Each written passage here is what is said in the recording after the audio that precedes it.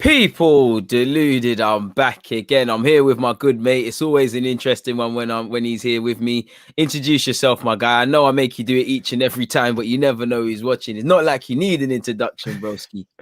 This is your platform, so I have to introduce myself every time. Hi I guys, appreciate that. my name's Roche, Arsenal writer at The Athletic. Joined there in October last year and was at Football.London beforehand. So yeah, that's that's me. Hopefully, Deluded and you guys enjoy the chat today. I think I will. But yeah, that's who I am, and yeah, let's get rolling. And you're pretty damn funny on Twitter. I don't know how you always are able to find a meme or a video or some sort of moment to capture the sentiment. It's a gift, man. There was one you did, it was killing me, man. When we beat Chelsea.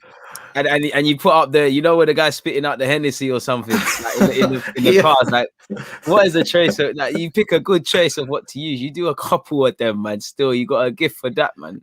Like, if nothing else works out, you know, you can do up social media if worse comes to worse. I can't lie to you, bro. How you been, though? I've been good, man. Yeah, I think like since last time we spoke, obviously, I think that was just after Olympiacos. I think. There's been a lot that's happened, both on like the men's and the women's side, because obviously, like I like to cover both. It's been probably more positive on the women's side, even though their manager Joe Montemuro's just left. Day, innit? Yeah, big up Joe, by the way. But yeah, I think for me, it's been a good kind of few weeks. I've been able to focus on that side of things as well as the men's team, which is something I've always had an interest in. So. Yeah, it's been good for me. Hopefully it's been good for you and good for all the viewers as well. Yeah, man. I mean, it's not been good for our football club, but the one good thing of anything is, like I said to you off air, we've got things to talk about for better or worse. Obviously, we're going to get into Buendia. I know a lot of you in the comments have your words to say. Please make sure you're hitting the like button in that regards. We'll get into it. But, you know, brother, of course, you just mentioned women's football. And, you know, I talk a lot about youth and Arsenal at all levels and stuff. But admittedly, one area I'm trying to, I don't know if I necessarily report it, but obviously try and watch and do my bit to raise awareness is the women's game. So what's been going on in that regards, man? You know, you mentioned the manager's leaving. Yeah, so Joe Montemurro joined in November 2017. Australian guy, Arsenal fan from a long time. So basically, if you're not too familiar with the women's team, he joined mid 2017-18 season. Got them to the FA Cup and League Cup final in his first half season, won the League Cup. Then in his first full season, won the league. He's probably had, as everyone has, a difficult past 12 months, especially considering just before the pandemic hit, there was those wildfires in Australia. So very bad. He had to go. He actually went back to Australia in the springtime and was managing Arsenal women while he was out in Australia. Had no clue on this. Yeah, admirable. Came back and obviously a tough season this year with injuries, and there were a load of games postponed in January, February because of frozen pitches, which I think in the men's game is something that's unheard of. But yeah. There was loads of issues basically which hindered the squad, but they still managed to qualify for the Champions League for next season, and he's decided to step aside. So basically what you mean is a manager's had problems off the field and maybe not had the best preparation, but still been able to deliver European football. Wow, that's crazy, but I cut you off. Carry on, my guy. Yeah, so that's kind of how the Arsenal women's season went. Not as they would have wanted to. They would have hoped to challenge for the title, as they have done in past seasons under Joe Montemurro. But Champions League is what he said should be the base level achievement for a club like Arsenal, and he achieved it. So now it's up to whoever steps in this summer to build on that. And he did say that he believes that the team can get better. So I think, it's going to be an interesting summer on both fronts, men's and women's. Why did he step down? Is it just one of those things he just feels he can't run it anymore? Yeah, it was his decision. It was basically just because he's been managing for 9 years now, I believe. Okay. So he's still relatively young for a coach. He's early 50s. I think He he's looked younger, 51 to years be old. fair with you. Yeah. Mm. So he said like one of the main reasons was he just wants to kind of recharge, and completely understandable, especially after the year everyone's had. So big up to Joe, and good luck to him in the future. Yeah, man. Big up to Joe, and like you said, man, it's sad to see him go, but he's doing his thing, man. He's doing his thing. Big up everybody locked in. Shout out all the members. Kim is also to plug your content again. You know, Kim is saying, loved your article on London street football at the Athletic Art. Big up. Specify on that for the man. Thanks, Kim. Appreciate it. So basically, that was a piece I've been wanting to write for like a few years, really. You know, I'm from South London. Hotbed of talent at this moment in time. You know, I need a North Londoner in the Arsenal lineup in the future, but I hear you. You know, you're like doing your thing. Yeah. So I've kind of been wanting to spotlight South London's link with Arsenal for a while, because I think it's something that, like, not just myself but other people, like when you tell people you support Arsenal, they're like, why you? But they don't actually realize the connections that the club has with the area. So managed to speak to Ian Wright, Paul Davis, Eddie Nketiah, one of SMITH-ROWE's old coaches. Tell it a bit more, man. Come on, man. You're doing big stuff, man. What you mean? You're saying it like you're speaking to some guy in the pub, bro. You're writing that, man.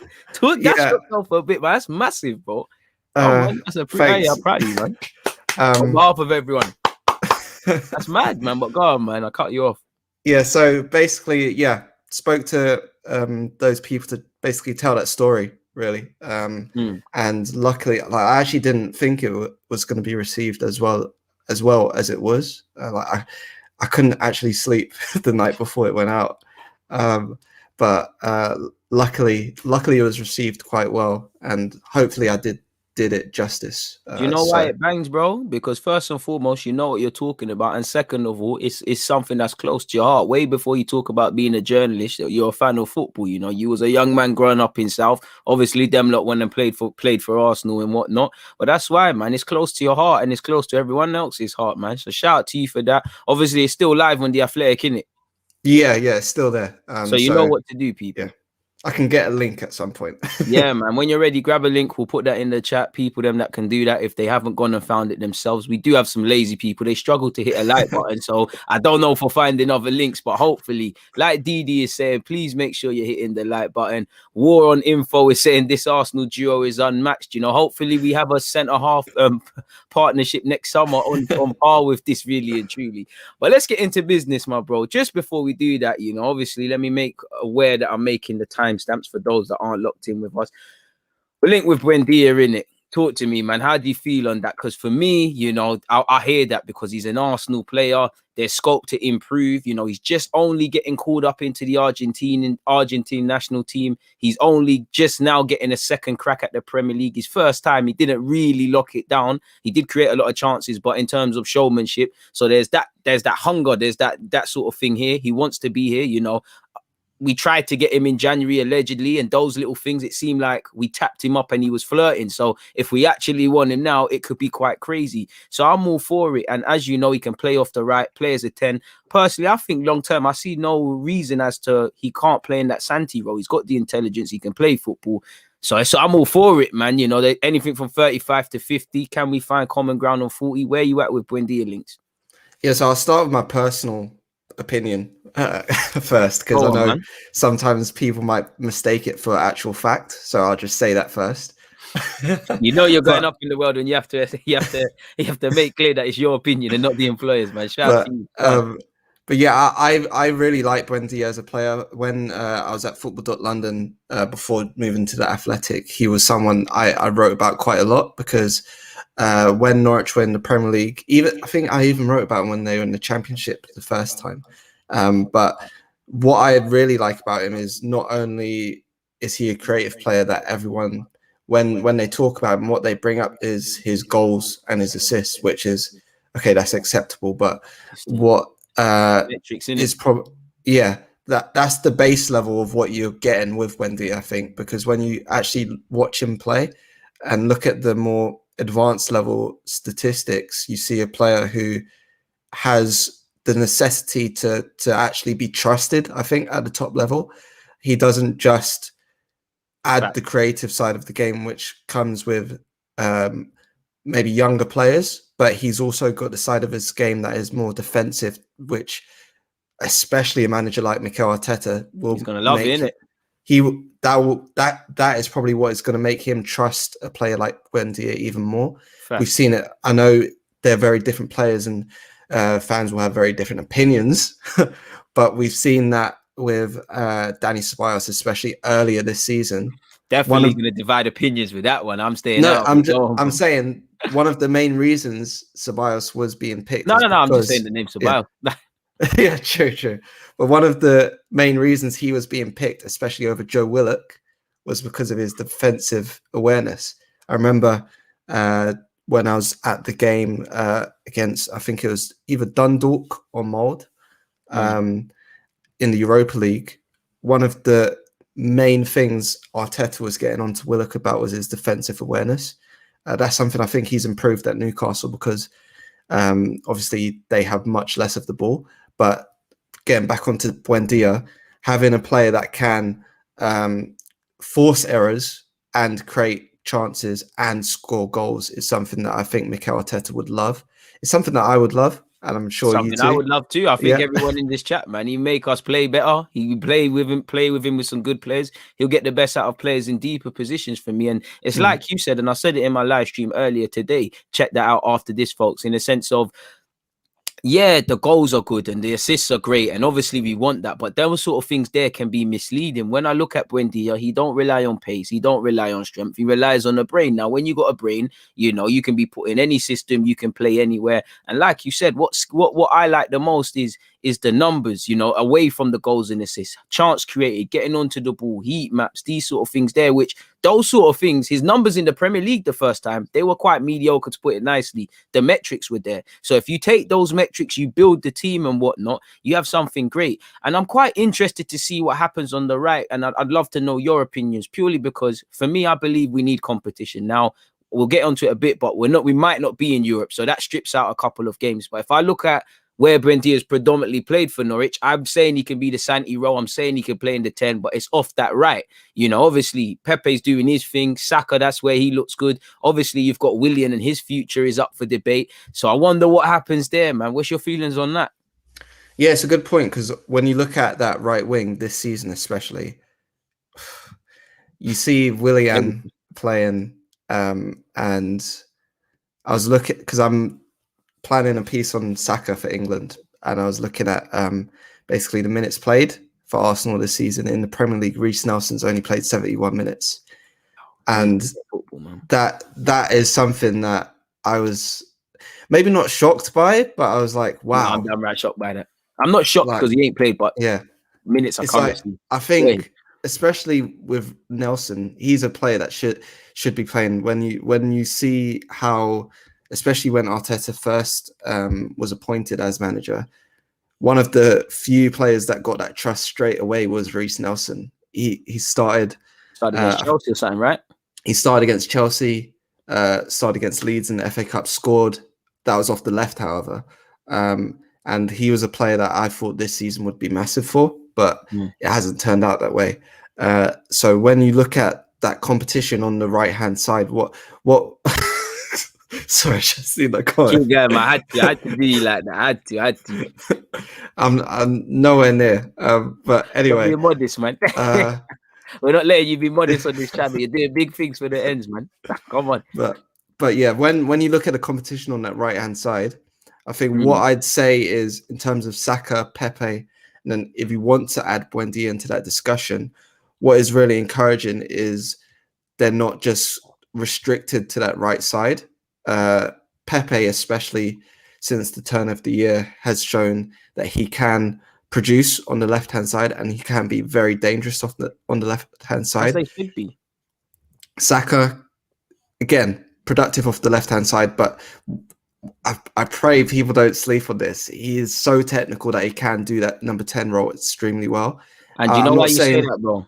because we were watching him in the checker trades and all of those sort of things way before he was doing this madness. We've seen what he could do. You're not Forest lying. Green Rovers. Exactly. This is when people were buying the Saka stocks at an all-time low. Right now, it's a madness. We went through a lot when he was wearing them green vapors and that. You know what? So in the piece I'm working on for him, like whenever I speak about Saka, I have to mention Freddie Ljungberg, like, because You got Freddie.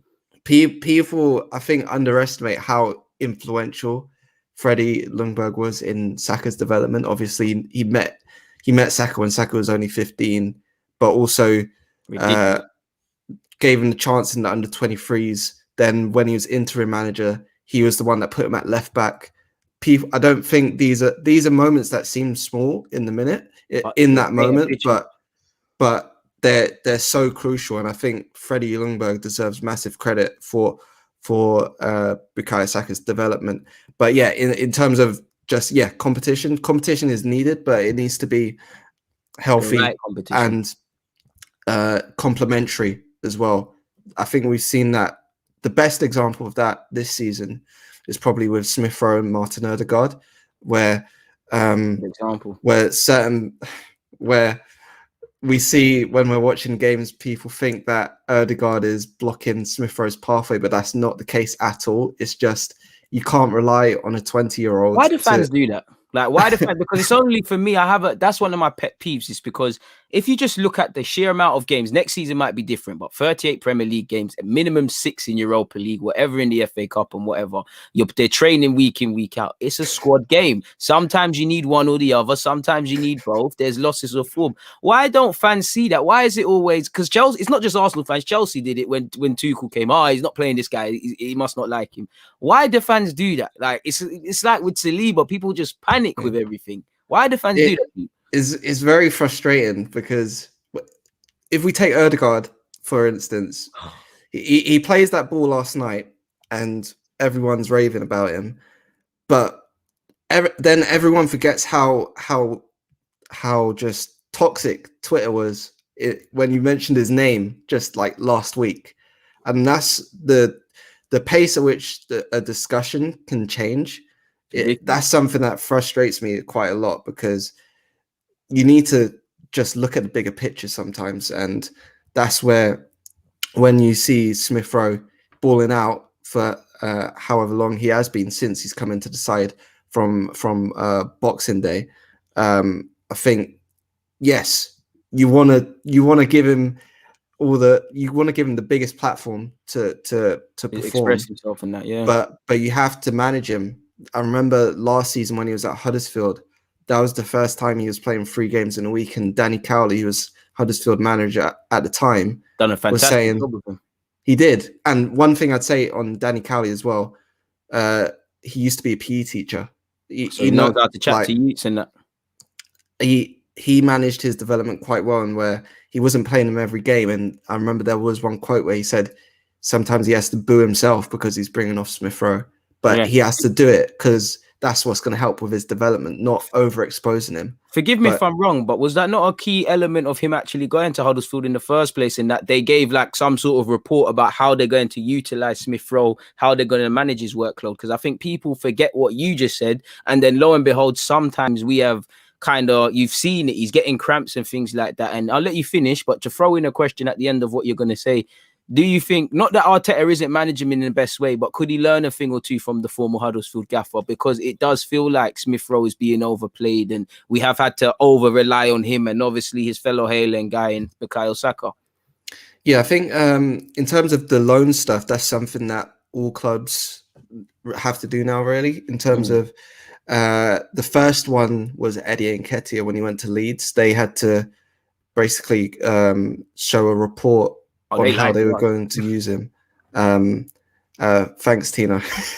Yeah, so they had to present how they were going to use him, and that's something that's continued with the loan manager Ben Napper, who has really, I think he deserves a lot of credit as well for how when you look at how Arsenal's loans were being dealt with a few years ago, if you go back to the 2015-16 days where Dan Crowley's getting 2 loans in a year, and neither really worked out. None of them worked, just shifted him anywhere. So I think the planning that goes behind the loans now are very, very much better, just to put it bluntly. And then in terms of management, I'd say Smith-Rowe's management has been okay when you consider how little football he played in the first half of the season. That may be maybe less of overexposure, but the one I'd be concerned about is Bukayo Saka, because That's me.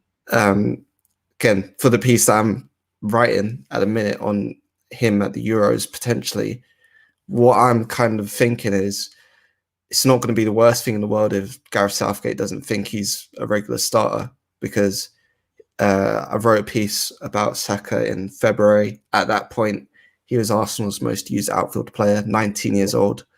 There's potential he could still be that at the end of the season, depending on how many minutes Granit Xhaka plays on Sunday. And I think when you consider how much football he's played, and he's not even 20 years old, ridiculous. The different kind of types of situations he's been put in as well. I think if he doesn't have a regular starting role at the Euros, I'd be absolutely fine with that, because he needs a rest, in my opinion. A lot of fans actually been saying that. Now, for me, I think he needs a rest. For me, more than anything, evidently physically, for me mentally, because it's been a great rise for Saka. I know he probably hasn't even had a chance to sit back and actually consider what he's actually doing and what he's actually done. And we're gonna, and for me as well, we're kind of over-aligning him to the point where, let's be real, in the last 3-4 games, I know he's playing well for Tini with that assist, but it hasn't been Bukayo Saka. It's not his fault. He just looks like he needs a good night's sleep, sort of thing. Where do you stand on this? Because for me, as much as I think he needs a rest, I want to see my lad play for England in any capacity. Squad player, regular, I need to see him in that Euro squad. But a lot of fans are saying, you know what? It wouldn't be the worst of days if he misses out. For me, I want him to do that because I think he deserves it, because he's playing well. Obviously, for me, it'll be a great moment for him, because playing for Arsenal is one thing, playing for the country is different. So where are you on that? Because you kind of, I don't want to speak for you, but you kind of alluded to your position there. Yeah, I think 100% I would like him to go. In terms of the way I would want him to go and be used, that's probably a bit different. I'd want him to be probably more of a squad option rather than being relied upon, which I think is possible, because when you look at how strong Luke Shaw has been this season, and the fact that so if you look at Gareth Southgate's setup, obviously he's mostly used the three at the back with wing backs, so that's probably put Luke Shaw there before he throws Saka there, in my opinion. Yeah, personally. So that probably puts Luke Shaw and Ben Chilwell ahead of Saka, just in terms of being able to play those positions naturally. Of course, Chilwell's played that more regularly with Thomas Tuchel as well.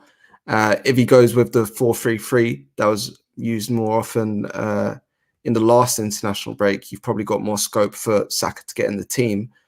But still, you've got more seasoned individuals like Raheem Sterling, Marcus Rashford.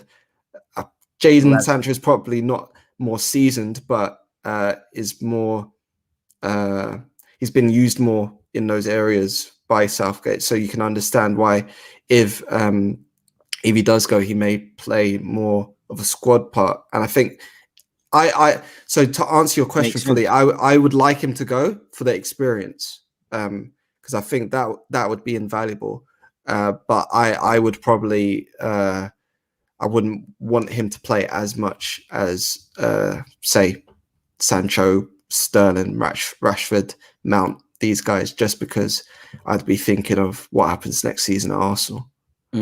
That's the best way of putting it. People were slacking in the like buttons. You know, there's over 100. There's not 100. Hit the likes. Come on, get the likes. Let me ask you this as well. Again, I just throwing a random question out there. Now, Arteta's done a lot of speaking about I need a pre-season, and I'm going to withdraw judgment on that until I see what obviously proceeds. But I look at it.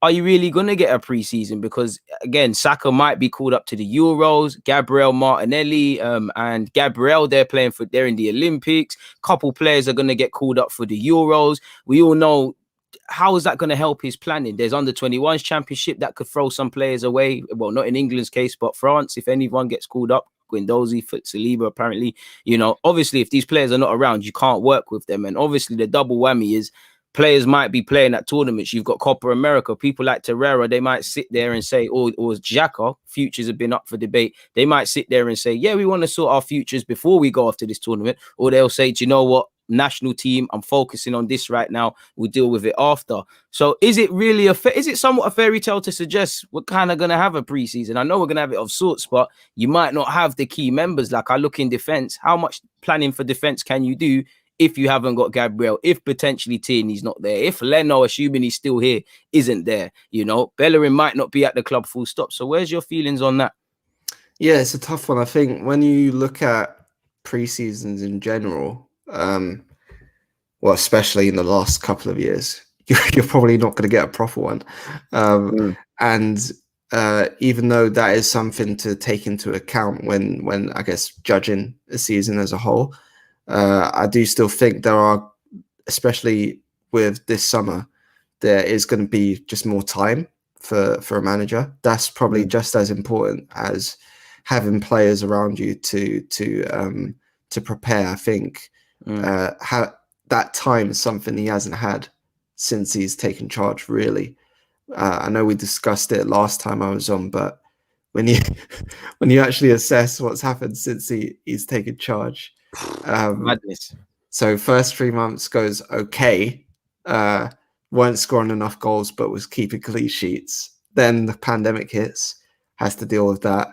Then Didn't realize that Smith-Rowe's a half decent creative player. Yeah, I'm not saying responsibility shouldn't. No, I know you're painting a picture of how crazy it's been. Yeah, like, it's been crazy. Then we've had the contract stuff on top of that. So I'm just saying there hasn't really been much time to think, but that time to think should now come. I think in this summer where you've got a decent base of a squad now that quite a bit of the deadwood was sold or let go. Hey, Mustafi's been let go from Schalke. Apparently, I heard or something like that at the end of the season. Like he's been there 6 months. Well, they got relegated. So yeah, that's probably why. But boy, you know, certain players, it goes without saying. You're right on that, man. What's your hopes for next season? Obviously, the obvious is top 4 system and things. But what's your hopes? Like again, like I guess a better way to ask you this is: who's the core group of players you'd like to see it built around, and then areas you'd like to see addressed? I think. Oh, okay. I just want to think. Take your time, broski. Take your time, broski. I think in midfield, the big ones are Emile Smith-Rowe, Thomas Partey, Joe Willock. Yes, I'm including him in that. We got to make a next timestamp for that one. Well, do you want to talk about him now? You know what? Answer the question first so I can keep ordering this and we'll go, man. Cool. We'll get into Joe, man. Shout out to you. So, you say it up perfectly. Emile Smith-Rowe, Joe Willock, Thomas Partey. I would say Granit Xhaka. Just considering who is the other left-footed midfielder that is going to do that job? Answer me. No someone one, in the chat. Tell me who else is going to do that job. I'll let you talk, man. Because I like Xhaka. I don't want anyone to think I'm a Xhaka apologist or a Xhaka hater. I just feel I'm not an apologist or a hater. I'm just saying when you look at the squad at the minute, who else is going to do that job? So he has to be it. Squad player. Boy, that cough, man. That cough. Hay fever messing me up. Squad player. Mad. But yeah, so other than that, Tierney, in defense, Gabriel, Murray as the left-footed options. First choice, or are you just talking anything from first team? Regular, yeah, just anything. You're just in my plans. All right, cool. Yeah. Callum Chambers as a centre-back for me. I like him as a right-back, but I think centre-back is where he would fit best.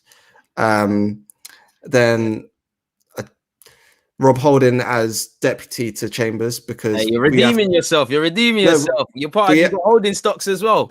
We have to remember he's signed a contract in January, I'm sorry he only cost 2 million. Yeah. I'm a holding apologist. I know he does some mad stuff sometimes, but I like the guy, man. Like I like him. I think he's Yeah. part of the squad somehow, man.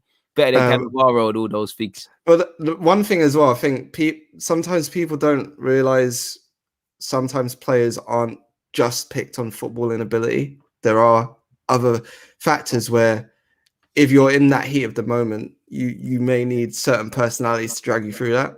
And I don't think that is in the thinking in the heat of the moment for people who are observing sometimes. But yeah, Devil's advocate could say we don't have either, but go on. True. Just to be Burnt Leno, Burnt Leno would be one as well, and then we got to speak about Leno. Let me slap him in there. You're just you're doing this for me, my guy. You're too kind, man. You're too kind.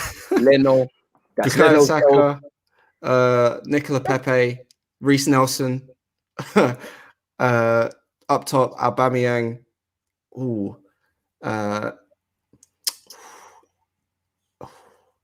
those are my definites.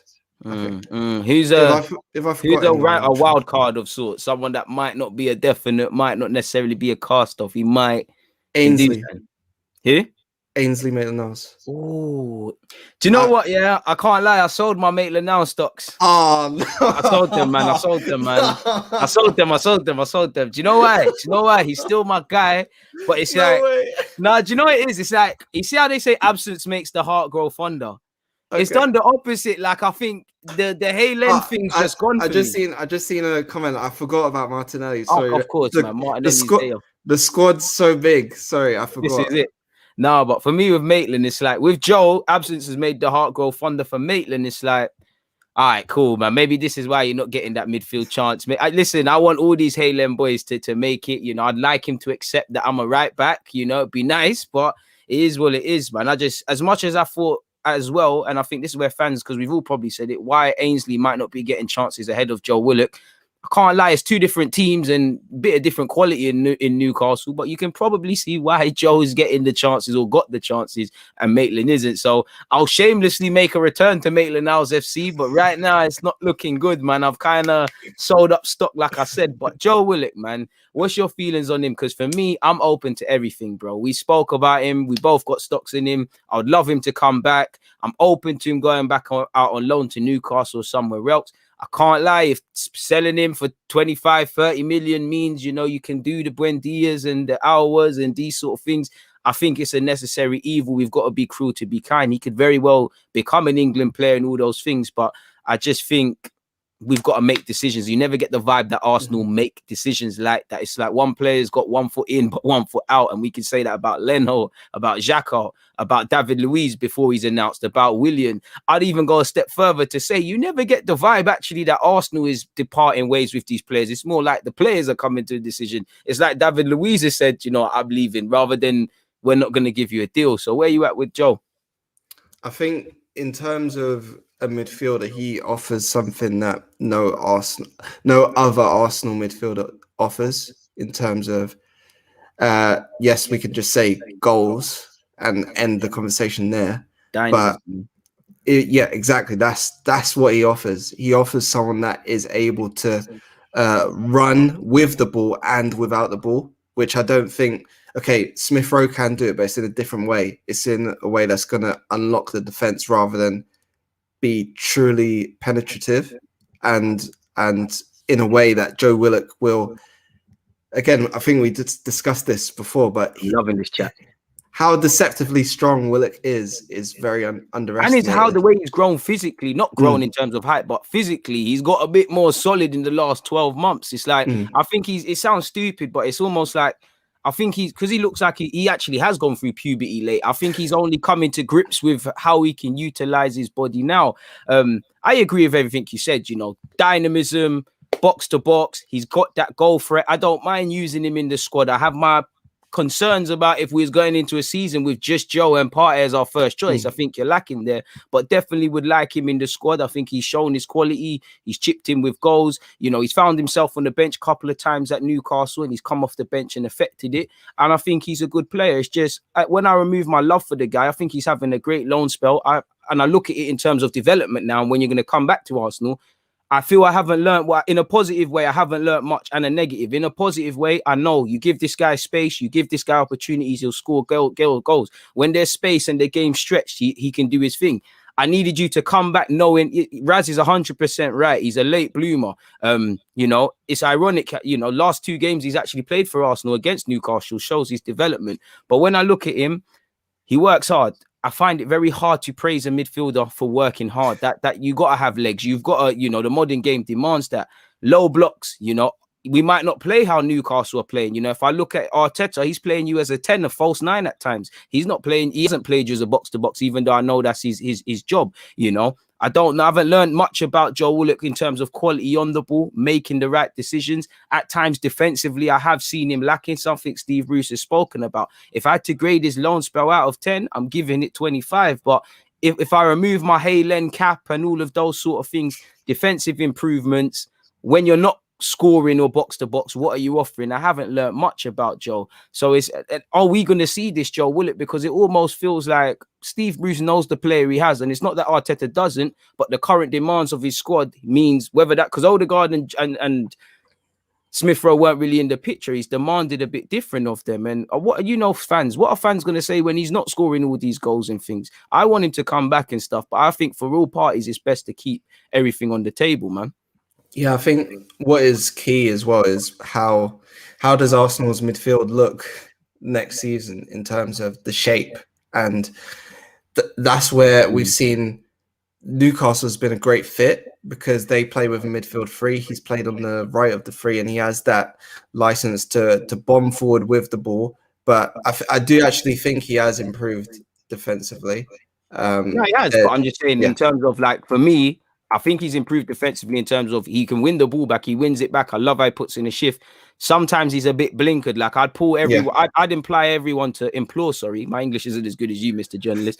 I would go on YouTube and actually go and watch the Liverpool in the cup when we had the black kit. I think Torreira scored. I could be wrong. Go and watch the goal. One of the goals we conceded. That's something in Joe's game. You know, I want him to play. I want him to make it here. But it's like I just have a problem with fans because it's like as soon as someone goes on loan, Nelson was one. You know, Saliba. Certain fans, not anyone here, but certain fans are going to look at Joe and look at Saliba as the messiahs when you just got to look at they've improved, but they've got a long way to go. It's like people have been saying, you know, he's deceiving.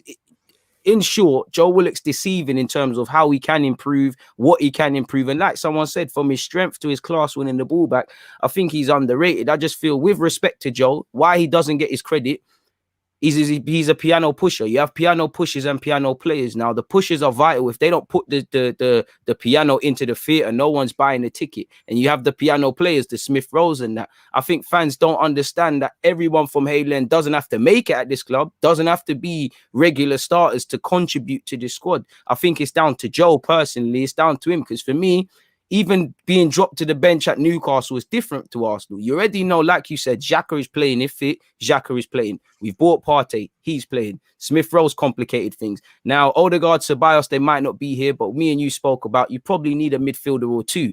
Bissouma's there. Bissouma basically does what Joe does, so there's not going to be games there. You know, Joe knows.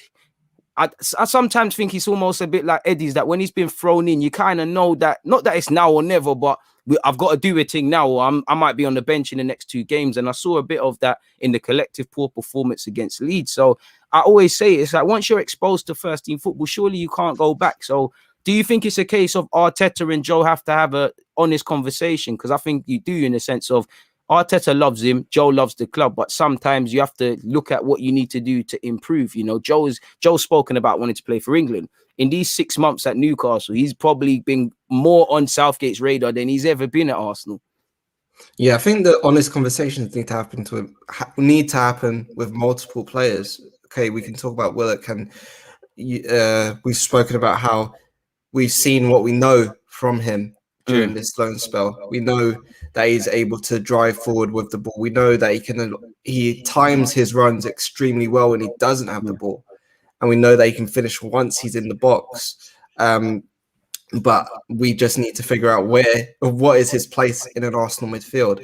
I think when we see how Arteta used him as a number 10 last season, it was it wasn't really as a conventional number 10 It because weren't pretty. it was okay. Arsenal will suck the defense in, and then they will play into Joe, who spins and bursts forward. That's not usually what number 10 does. That's usually what not what ARTETA do anyways, or should do. Yeah, right. That's usually what a box to box does. So he's almost playing his game while playing as a number 10, but you can't really rely on that. You need to have him in the correct place to do that. And I think I'm going to kind of swing into the next kind of topic, but those honest conversations also have to happen with Ainsley Maitland-Niles, where, okay, you see yourself as a midfielder. You've been given the opportunity to show yourself there under Sam Allardyce. Credit to Sam Allardyce for giving him that chance. But even though you've impressed in spurts, you haven't been as consistent as Joe Willock, where you are good in the middle third of the pitch. We know you're very technical, and when you're confident, those passes pretty much come off most of the time. But when the confidence isn't there, the game can become a bit shaky. Very daunting. And also, what happens in the final third isn't at the quality of a Joe Willock or an Emile Smith-Rowe, even though they're different types of midfielders. And that's where I wrote a piece on either Tuesday or Wednesday, I can't remember. Where are the links for these pieces, man? I keep asking to send me the links so I can plug people. We got that. We got the London Legend. You're just dropping singles and not letting people know they can buy it, my guy. Okay, after I finish talking about Maitland-Niles now, I'll send the links. Say that, man. But with Maitland-Niles, I think he has to realize that if you're playing right back under Mikel Arteta, you're basically an extra midfielder. Look at Bellerin. You could do that. The spaces right backs pick up under Mikel Arteta are very midfield-esque, if we want to put it that way, where you're going to be asked to drift infield to create overloads in central areas. You're going to be asked to bomb forward to get. You're living a movie. Like to push wide to stretch the defense, and that's where you're going to get pockets for Nicola Pepe inside, Emile Smith-Rowe inside, or Bukayo Saka inside. And I think that's what it's not about the position, it's about the role. You have to understand the role. This is it. And say that again for them, man, because that's what I try to articulate. Not understand that, man. It's not the position, it's the role, bro. Like facts. If he has a grasp on that this summer, if he finally grasps that the role is tailored. If you're asking an Arsenal player to play that role, he is probably the number one person you'd go to. Where in midfield do you see Joe? I mean, the man said Joe. Sorry, Maitland-Niles. Like because I see the box-to-box thing, but I don't think he's offered enough in the final third, and I don't trust him as a six by himself. I see why. So I remember a video he did with Alex Iwobi in the 17-18 season. He said he sees himself as a box-to-box midfielder. I see that because, again, he brings what you would expect from a box-to-box midfielder in terms of he can travel with the ball. He's very clean with the ball. But like you say, he hasn't really got the end product of a box-to-box midfielder like Joe Willock does. So for me, I would see him more as, okay, if you're looking at Arsenal midfielders now, I'd say more the Thomas Partey role. Obviously, he's not got the quality of Thomas Partey. I'd say that slash the LENO, straight things up. Yeah, man. Basically the guy that you can rely upon, that can keep the ball moving, keep it going quickly. And the thing with him as well, he can keep it moving quickly. He can play.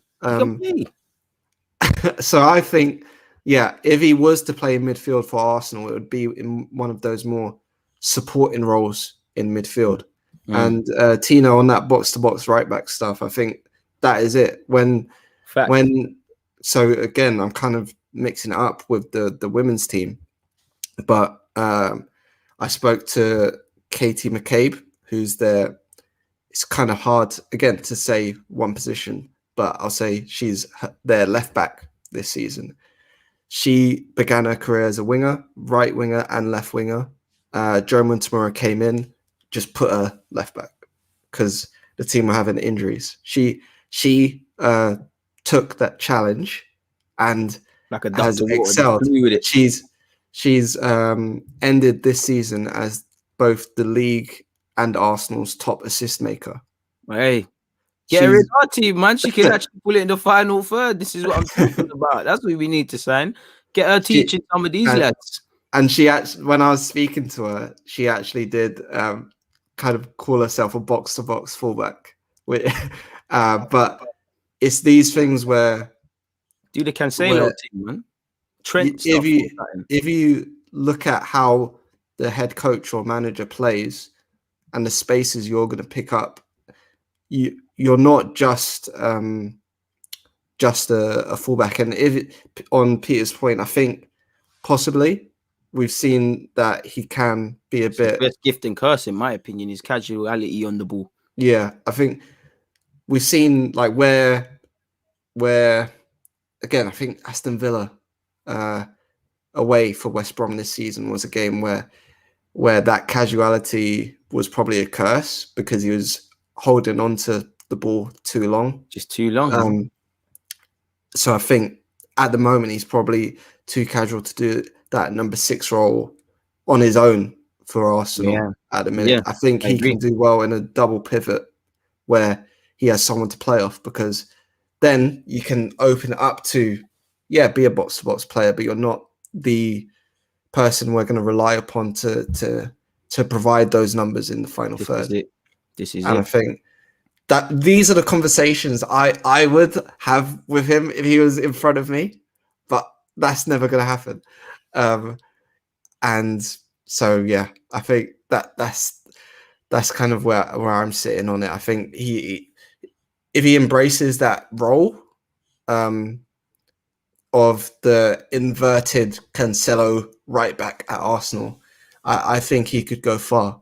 But it's whether he realizes that or not. I think he's. I agree with everything you say. I think he's a bit of a victim of what I feel kind of indirectly played Aaron Ramsey, played Theo Walcott, played Oxlade-Chamberlain, played Joe Willock right now. In that we get to a point with these young players in that.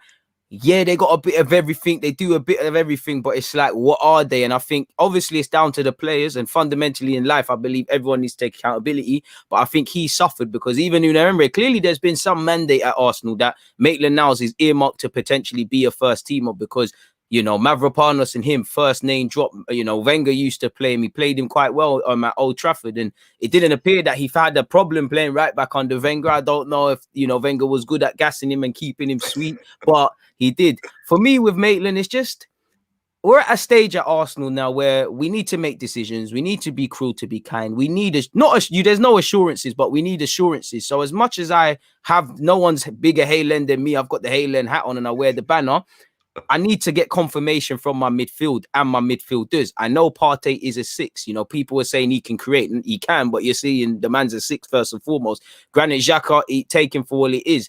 Joe, I don't know what you are, and for me, are we going to have time to develop all of these young players, or can we sell a couple ready-made? I don't want to see Maitland go. And it's like, I haven't learned anything about you. I've learned a lot about Joe to a degree, apart from what I haven't learned in some incidences. But I know Maitland-Niles can put in the shift. He's done a lot of good shifts defensively. I know he can get into the final third. You watch him week in, week out when you can, as well as me. So I'm pretty sure you'll agree. For me, the one that sticks out is Everton and actually Man United at the Hawthorns. There's been a couple times. I know you're not going to be a goal scorer. You get your head up, you play that pass. He's messed it up. And Sam Allardyce has spoken about him and Gallagher is that you need to bring something else to the forte. I think he should look at Milner as a guide point for his career, because Milner's versatility has aided him, but it's also probably killed him. Like Maitland, he's played on the flanks. Like Maitland, he's played in midfield. Like Maitland, he's played left and right back. And, his versatility has killed him, but I just think he should accept it. Saying that, you are allowed the right to say where you want to play and things, but I just feel we haven't learnt too much. I would like him to come and be a squad player and get midfield roles, but yeah, man, it's like when we talk about Joe and Partey or Maitland and Partey can do a job, we can run it in games to game periods, and I'm open for it. But for me, at the same time, when I look at August until May, I kind of need to be able to mix and match the different midfield partnerships and say, what am I getting? I have an inkling as to what I think I'm getting with Partey and Maitland-Niles, or Joe and Maitland, or Partey and either one, but I don't know. If you give me BISSOUMA and Partey, for example, I know that's 2 sixes. I can run that when we're going to have less position. If we grabbed Aouar, okay, I can do that when I need a bit of both. Or there might be a game the other team's just going to sit back. So we could do, you know, maybe 2 8s and SMITH-ROWE and be a bit of Arsenal of old, where we'd have that and then force the next man, hopefully Buendia in this, you know, out wide and whatnot. It could be crazy. That Helebro. That Helebro, like you said, that Helebro, low socks, just balling. Like, when life was easier, man. I just think what doesn't help Maitland is, I think he's got to think a bit quicker. And obviously, he's played enough games now. He's played 100 games now. I think he needs to. The best midfielders do things in less touches because they've read it. It does appear he's a bit reactive. I think that's where Joe's different. Joe might be a bit scrappy with it, but he's proactive. He goes hunting for things. Maitland's a bit reserved, and I like that about him. But as you know, like with life, you've got to find balance with it. You know, I think you've just got to tell Maitland you'll get chances in midfield if you cut it. But at the same time, I think it's off, man. It's off. If we, like I said, if there's a suitable offer for Joe, suitable offer for Maitland, I don't want to do it. But if doing that means we grab the Aouars and these guys, then I'm all for it. Before I forget, my guy, Odegaard permanently, Buendia, Aouar, who are you getting? I think in terms of what Arsenal need, I would probably say Buendia. My heart would probably go out to Aouar. I think. Hey, man. I think my heart would go out to Aouar just because. Again, I think I said it when we spoke in like October last year or something. I would have preferred him to Partey just because that was what I felt Arsenal needed at the time. Allegedly, ARTETA did as well, and Edu did his thing. So yeah, I just felt at the time, rather than going for another kind of defeat player in midfield, would needed someone, or Arsenal needed someone who could travel with the ball and provide. Who could make the difference in the final third, which Aouar can. Whether that ship has sailed, I'm not sure. With Odegaard, the thing with Odegaard is he was always going to make a decision at the end of this season. So we'll just have to wait and see with that. That's not changed. I do think what our Odegaard brings that Aouar and Buendia don't is he's probably a bit more imaginative with the ball in those. So when you're facing those low blocks, he'd probably be the player out of those three that is going to unlock it on more times than the others. But I just feel that when you're looking at this squad now and you see what Buendia offers, he's probably a bit more similar to Aouar in terms of being able to, yes, be creative, but also show that you can stick it out in midfield. But also with the end product, I think he's probably the most rounded player out of the three, and that's why I'd go for him. But again, that's just my personal opinion. People can disagree with me. No, man, we're here for your personal opinion. This is why I like it. People keep continuing to let me know. Who would you rather? Aouar, Odegaard, Buendia? There's merit for all three. I'm being a bit greedy, and I know Arsenal won't get it, but if that's my football manager team, I can't lie. There's a role for all of them, because one, it's a squad game. Second of all, you know, you like Arsenal of old. We could force them all into the same lineup. We could throw Buendia off that right, Aouar in the 8. You know, Thingy in the 10, you know, force SMITH-ROWE into it. We're back with the balling thing. Like, that's what I'm on. I can't lie. If you see my system of Football Manager, oh my god.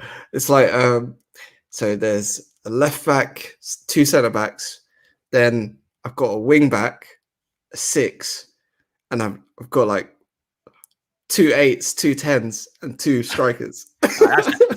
That's a bit far for me. I'm 4-2-3-1 guy, but I'm a bit like Wenger, is that we play one way. You know, do you know how many times I've been humbled in the Champions League? I've tried to go to Madrid. We're gonna do our ticket, just been smoked in the first 10 minutes. So I need to improve in that regards, man. If you could have 2 of the 3, who are you going for? Because for me, I don't know, because for me, I'll be prepared to say, do you know what, Aouar and Buendia, that will do me. You know what, I'll take an Aouar and an Odegaard on a loan. You know, I'd take a Buendia if it meant grabbing Odegaard on another loan. You know, I'd want all. Again, I'm greedy. I want all three. So if you could only have two, The you might even have romantic, one. the romantic in me goes for Buendia and Aouar. Like Aouar's a guy I think that he's amazing in terms of being able to play as an 8 and a 10. I know Smith-Rowe can do that, but Arteta hasn't done it yet. But if you're looking at Arsenal at the minute, what they're lacking really is someone who can take the ball from the middle third to the final third. Midfielder, man. We're missing that romance in midfield. Someone, I need a midfielder with hips, and Aouar has hips.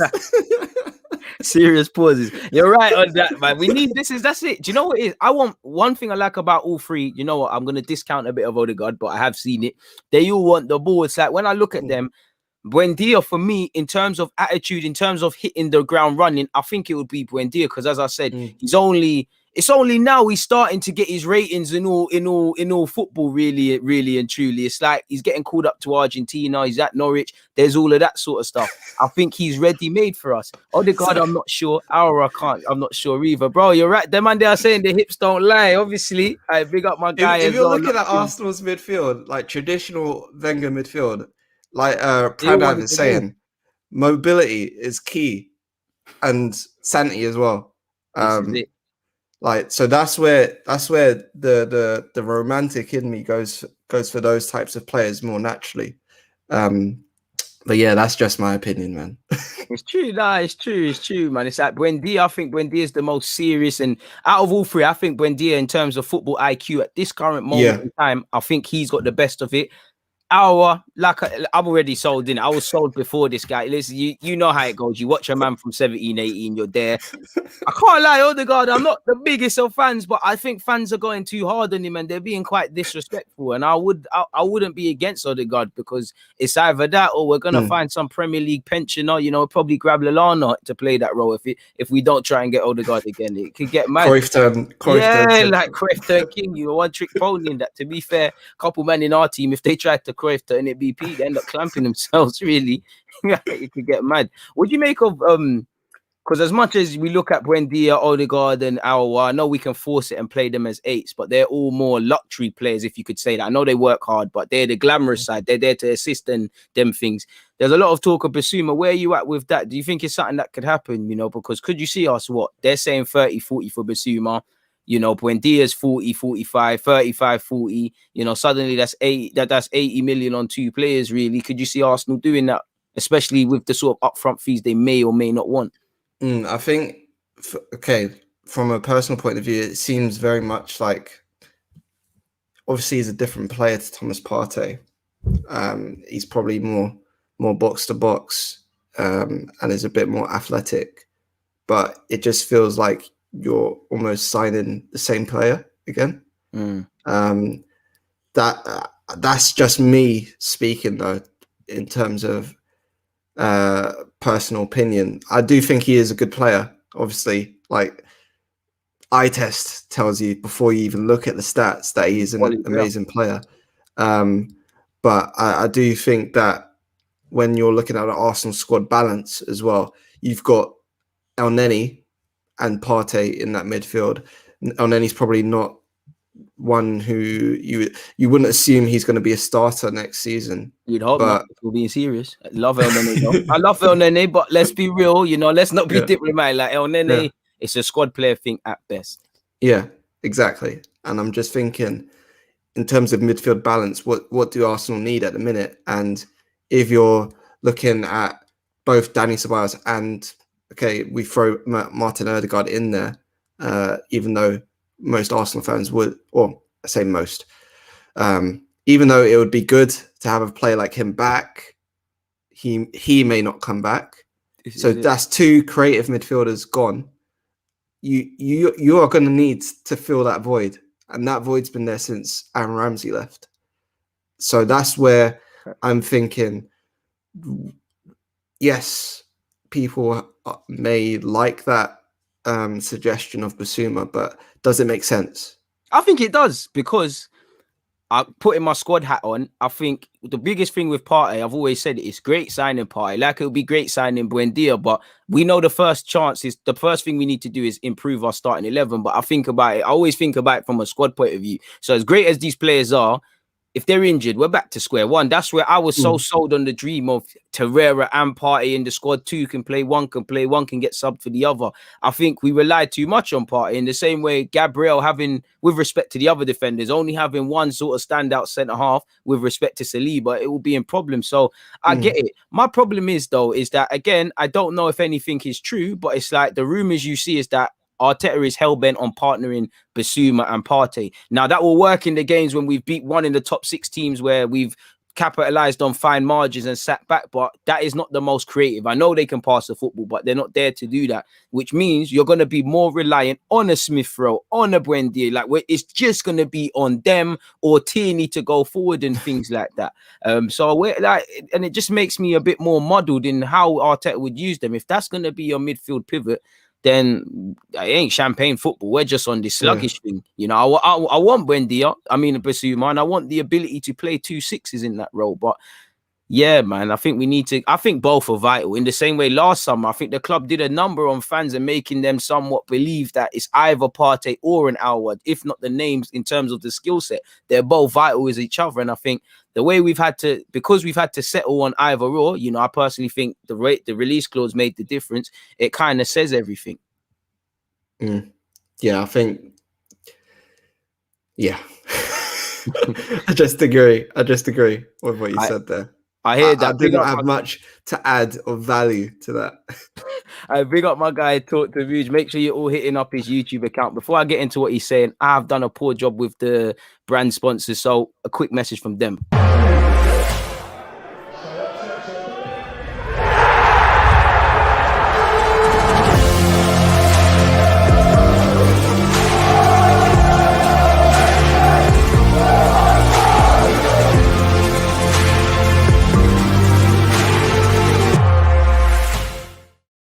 Yes, people, link is in the live chat. Link is obviously in the description. So let me find the comment we had just before that. You said, on your point, you said, I get the point about Bissouma being too similar to Partey, although I'm a fan of him. I do feel we need a different profile there.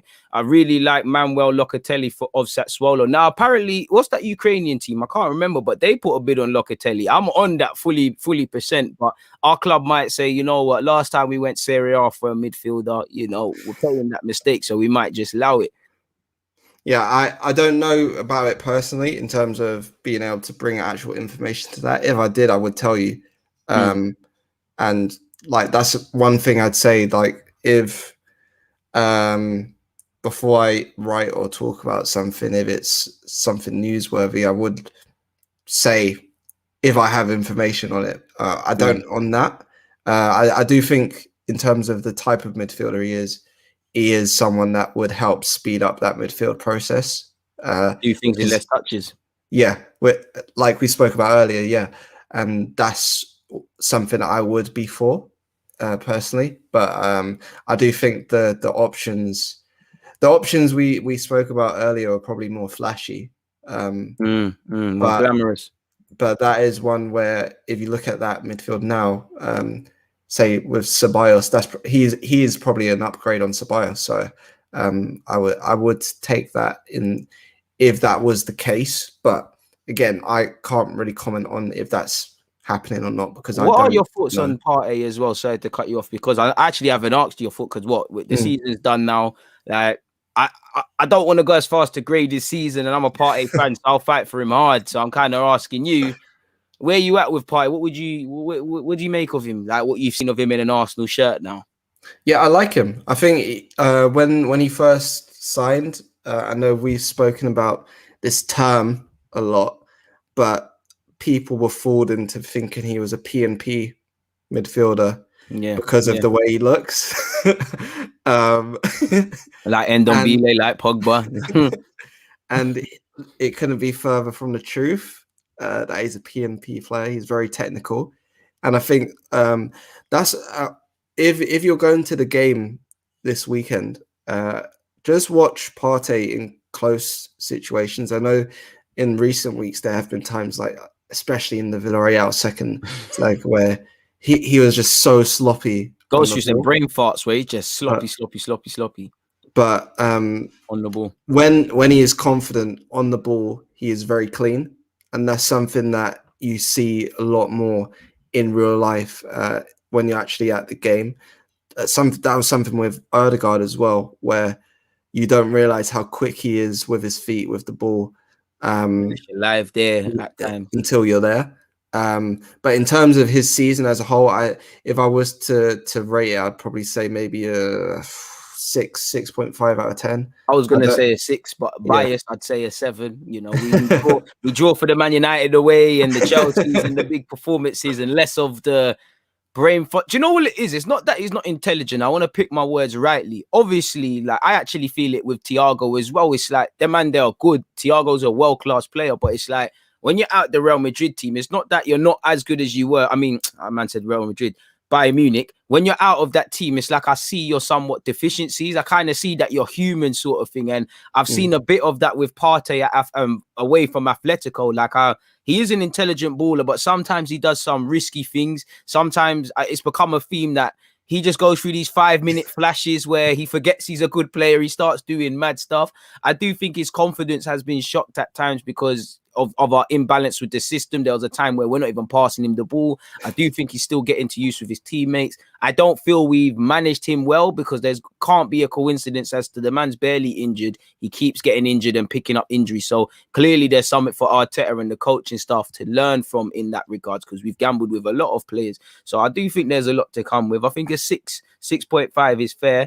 I don't do half ratings, so I'll go with a 7 because I just feel, do you know what it is? Partey by his own standards has been meaty, but he has been a class above all these other midfielders, which again, the bar's been low this season, innit? You know, the fact that me anyways, I think 9 times out of 10, everybody that's contracted to Arsenal right now, if my life was on the line and everybody's fit and they put a gun to my head and said, you need to pick a team that's going to win a game, Xhaka and David Luiz would play for me. And that's nothing to do with them. That kind of tells the story if that these sort of players are vital to our stuff. What do you make of this? Because again, it goes back into planning. We all know AFCON won't be kind in terms of our players. You know, shout out to Arsenal. We've got many African players and hopefully get some more, but we could be without Pepe, El Nene. Well, do you know, I'm going to exclude El Nene because we shouldn't be relying on El Nene anyways. The other 3 are vital players somewhat. El Nene shouldn't make much of a difference. But either way, that's 4 players potentially gone. Should we sign BISSOUMA? That's 5. What do you make of that? That's 5 man gone from the squad.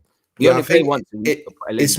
It's probably more of a problem in terms of the attacking players. I think, again, obviously, Arsenal rely heavily on Thomas Partey. They pushed him out too quickly against Tottenham in the first North London derby this season, which obviously had those consequences of reoccurring injuries. And that's the point you were alluding to in terms of mismanagement.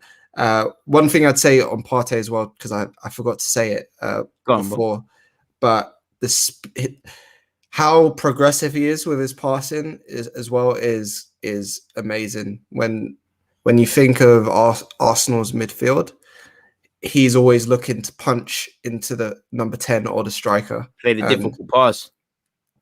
West Ham was probably the biggest example of that, West Ham away. But I think that's another key element of his game. And yes, you're going to be missing him. He's the player in midfield you're going to miss most. So I think that's where, when you factor in AFCON, it's probably a bigger problem further up the pitch for Arsenal, because that's where most of their African players are. Use them, but I would also say, in terms of those players, it's okay because Arsenal have attacking options now. We're kind of lucky Saka didn't pick Nigeria now when I think about it. Now, I know some fans won't be happy with me, but could you imagine? We'd be in some serious problems. If Mayo heard you say that. It'd be onto me still. Shout out, my guy. I know not too many people are going to be happy with that comment, but hey, man, shout out to all my African ones. You know, we're all one people in that, but Arsenal in that, we need Saka. So, yeah, I think that's where, again, planning for your season comes into play.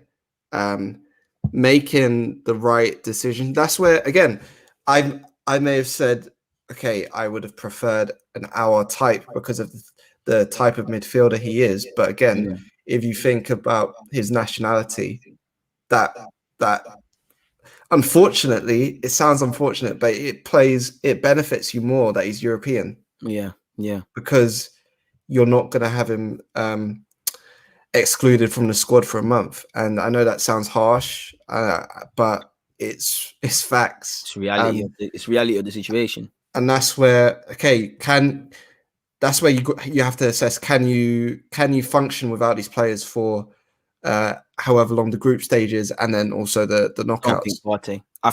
I don't even think Pepe, but I think you should be able to get away with Martinelli, with Saka. Hopefully Aubameyang's back to goal scoring ways. Smith-Rowe will chip in. We lose a bit. We obviously lose an edge and whatnot, but I think you can.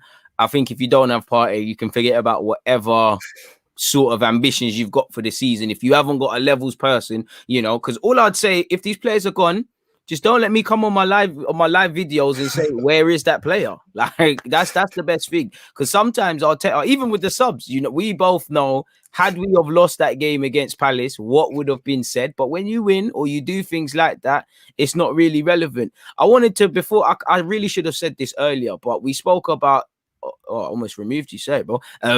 Yeah, that was not what I wanted to do. We spoke about how possible is it to get Buendia now, courtesy of you.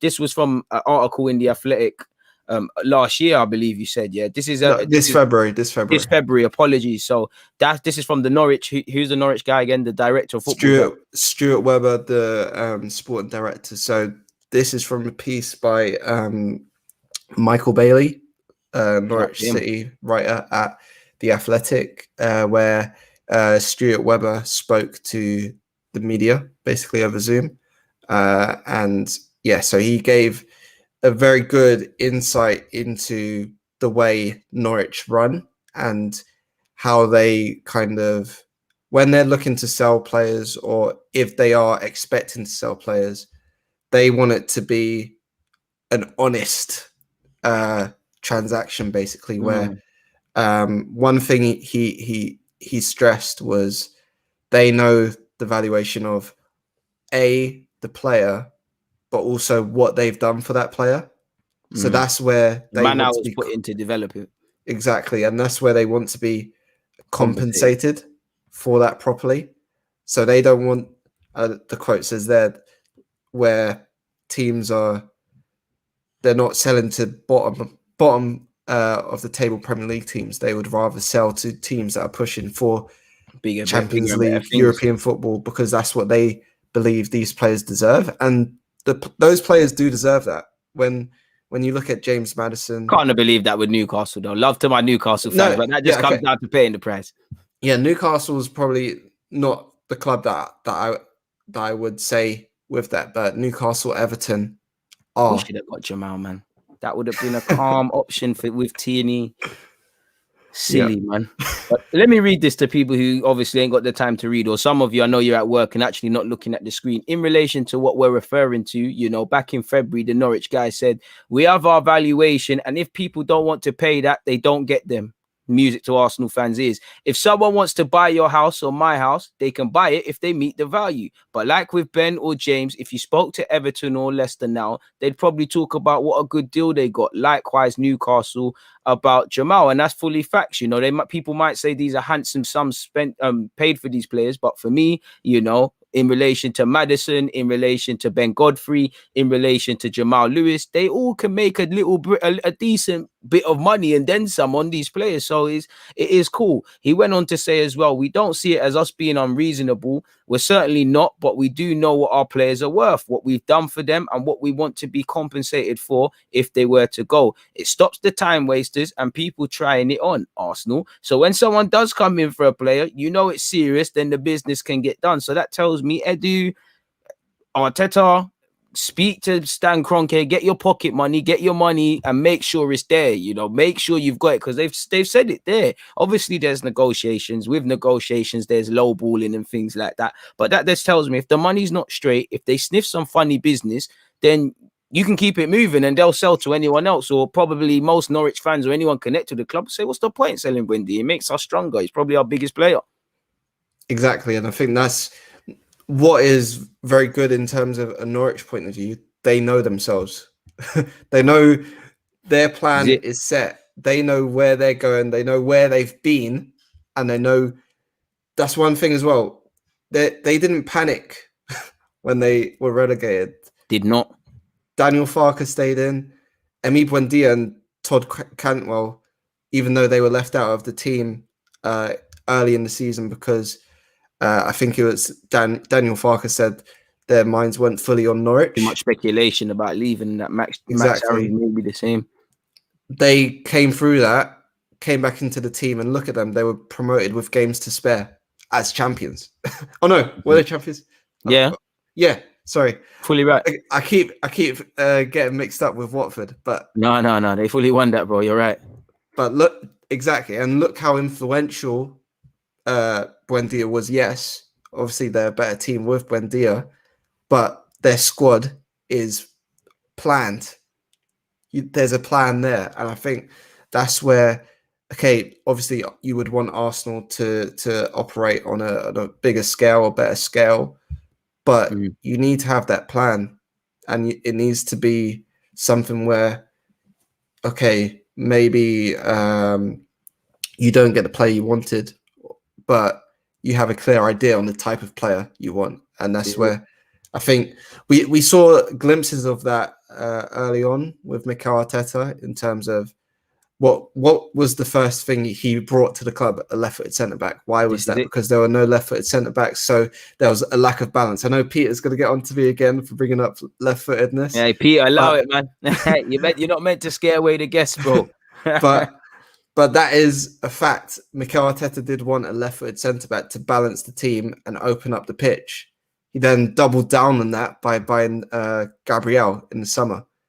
And that these are things where you see, okay, there's a puzzle that's being put together, but again, you need to see it a bit more consistently, I think. And at the scale of club Arsenal are, obviously the appetite for that is going to be much bigger from a global fan base. And this is it. But this is, for me, this is where you need a plan, because for me, the longer you mess Norwich about, because they've got to get a replacement. I'm sure because of the way Norwich operate, they've got some target in the UK lined up or a next Buendia lined up. But the longer you leave it, the more you know, it's a knock-on effect. People know we're desperate. People will know Norwich are desperate. So, you know, you've got the longer it goes on, the more you've kind of got to give them a bit more of a change to make it, you know, to make it worth their while. One has to wonder, based on the amount we was linked with them and how his head was turned, and apparently, you know, he's had the same agent as Martinez and stuff like that. One has to hope that Edu and these guys, they're, if not necessarily putting in bids, that they're working in the background. They're seeing the feasibility of a deal and they're seeing how it would play a part. So hopefully it would do that, man. Let me ask you something finally to wrap this up as well. Obviously, it's the end to a long season, to put it nicely, bro. What's your thoughts on the Brighton game? What's your predictions? How do you feel with the season? What's been a long season finally done? Yeah, I'll start with the Brighton game. I'm actually looking forward to it. I know we spoke about it beforehand, before we started. Yeah. I was going to say filming, but that's probably the wrong word. But before we were live, streaming. Yeah. No, I don't know, broski. But when you consider Arsenal can finish above Tottenham and Everton, I think there's still something to play for. And although people might scoff at, say, European Conference League, if you look at the Europa League this season, that was key because one player, it gave Joe Willock a platform to express himself. He proved that he was above he proved he was at first team level, but wasn't used in the same way in the Premier League. He's even in the Conference League, because it sounded like you're going to play people like me or you that just sign up for five-a-side, and that's what it sounded like. So I would like, if we get it, it's great for Balogun and all them guys. Yeah, that's the point I was going to make. Yeah, it's difficult if we don't have European football, bro, because you got 38 games. And to me, it's not that I don't want to see young players given a chance, but we kind of want to see less messing around in the league of what we've been doing now, and a bit more clarity, because I know many people, and I would love to know your feelings on this. If we play away from the finances, but if we play once a week, there's more time to train on top of what you said about preseason, you could see a difference. Yeah, I think there's obviously weight to that discussion in terms of, if you look at, again, how players like Saka and Thomas Partey have been managed this season, they would probably benefit from that. But the worrying factor for me is the players that are coming through. Are they going to get the right exposure?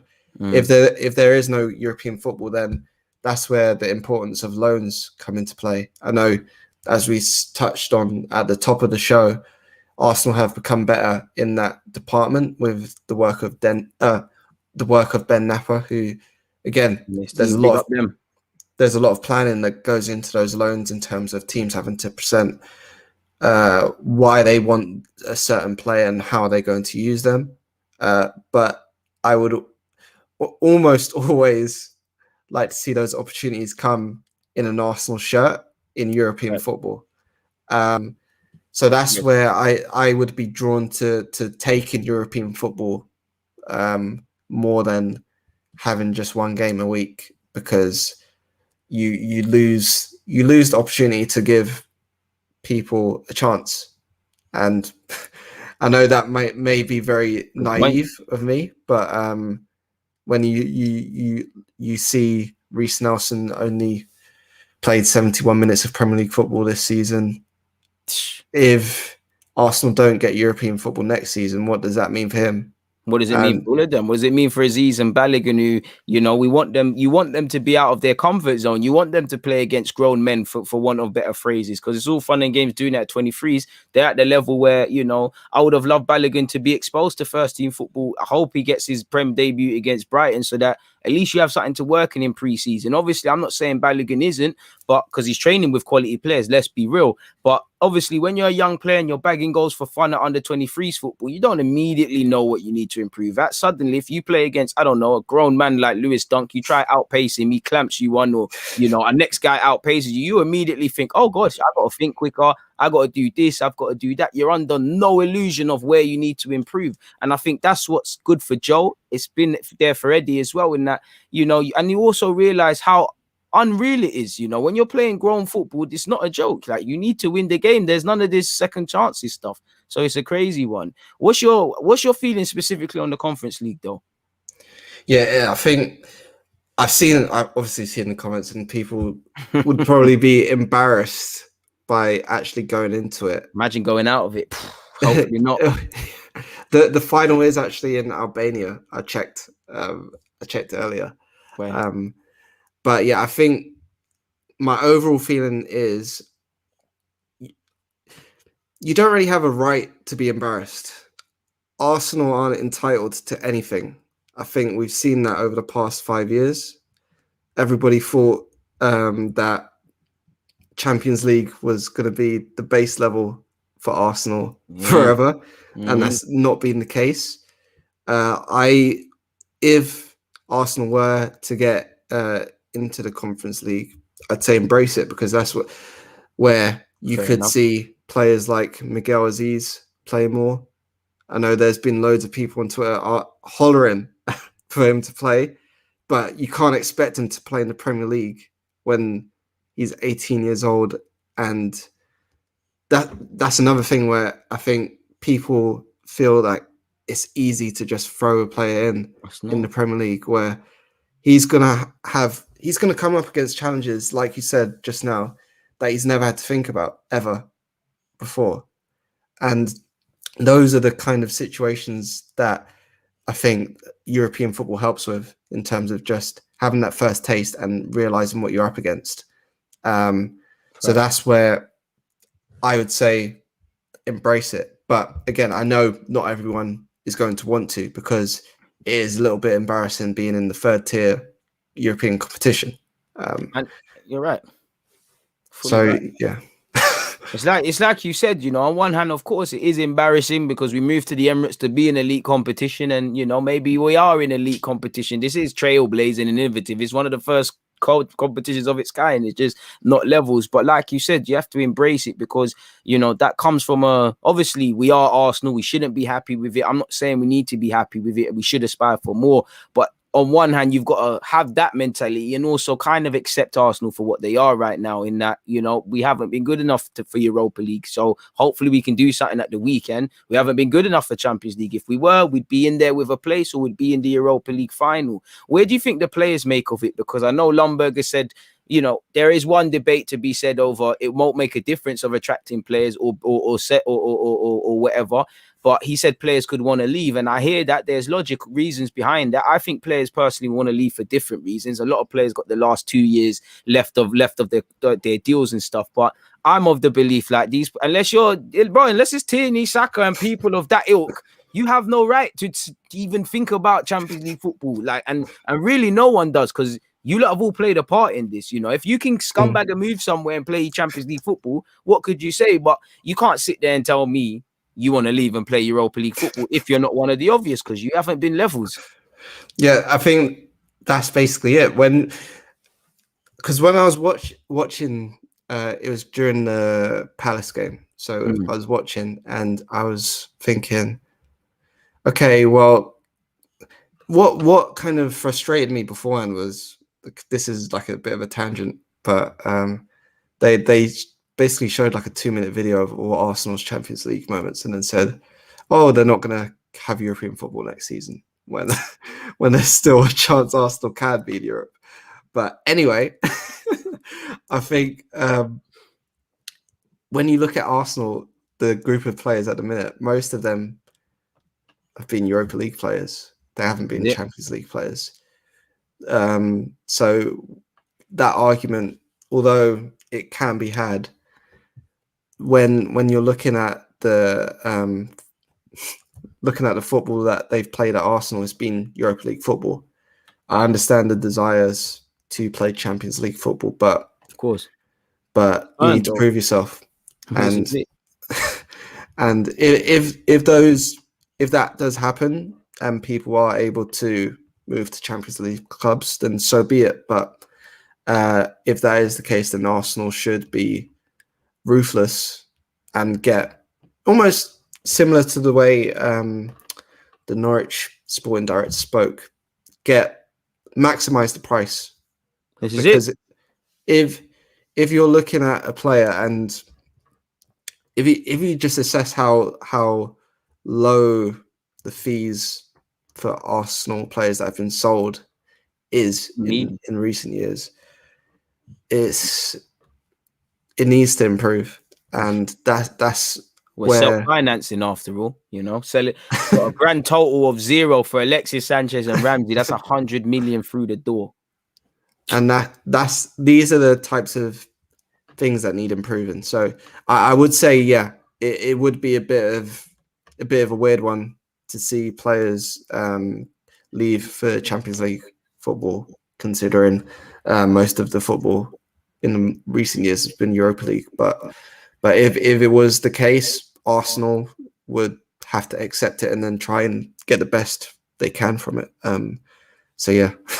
That's it, man. There's nothing else to say on that note, man. And to be fair with you, you know, on that note, I've got nothing else to ask you, Art, man. So I've appreciated you for donating an hour or so of your time. Obviously, we've spoken about everything. Let the people know where they can find you and things like that. Still waiting on those links, mate. I'll drop them to you after we're done. So you can put in the description afterwards, I think. Yeah, I'll do that. Since you don't want to, yeah, see, this guy's lazy, man. No, because otherwise I'd be looking everywhere that everyone would just see me silent on the screen. I'm just fired, man. They're used to it now. So yeah, my name's Art Roche. You can find me at Art Roche on Twitter, spelt as it is there in Ashton's comment. Big up Ashton. Funny enough, I think I actually I DM'd you the link to the thing. I actually have your Twitter account here, so I can actually drop the link. You know, we've got to get one link in there. If this guy won't give his articles, we've got to get started. You can find sorry, it. My bad. It's all right, man. We get there, man. But yeah, I've appreciated having you, man. People, make sure you're hitting that like button. Message from the sponsors, and we're out of here, people. Yeah.